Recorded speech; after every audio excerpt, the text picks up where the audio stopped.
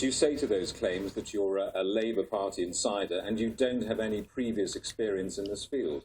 Well, I think what we need to understand is that the Future Generations Act covers a range of issues, just one part of which is environmental issues, sustainable development. What about the question, you are a Labour Party insider and you don't have any experience in this field? Well, I do have experience in the field, and if you'd let me finish, what I would have told you is that the Act covers social policy, it covers economic policy, and it covers cultural aspects as well as the environment. I have a vast range of experience across the public sector, particularly in social policy.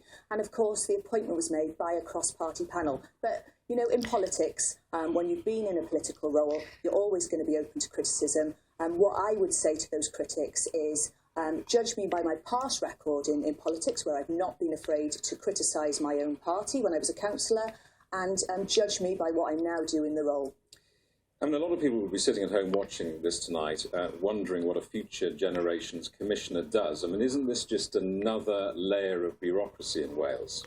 Well, for the first time, Wales has put in sustainable development right at the core of what it's doing, and actually having someone holding public bodies to account. And we're one of few countries in the world who is doing that. And in December, we'll be seeing world leaders coming together in Paris to discuss the sustainable development principles, and I actually think that Wales is leading the way by having someone who can challenge public bodies to make sure that they are following those principles. But Welsh Government keeps on appointing commissioners. I mean, isn't this what we elect politicians to do and ministers are appointed for?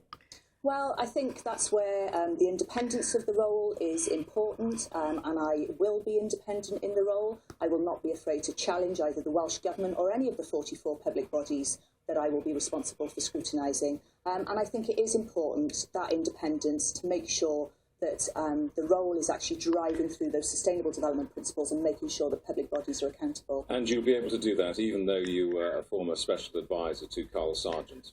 I've had a range of different roles across the public sector, and actually I think that my knowledge inside of government will actually be really useful in understanding where the issues and challenges are and where I need to focus my attention. Sophie Howe, thank you very much. Thank you.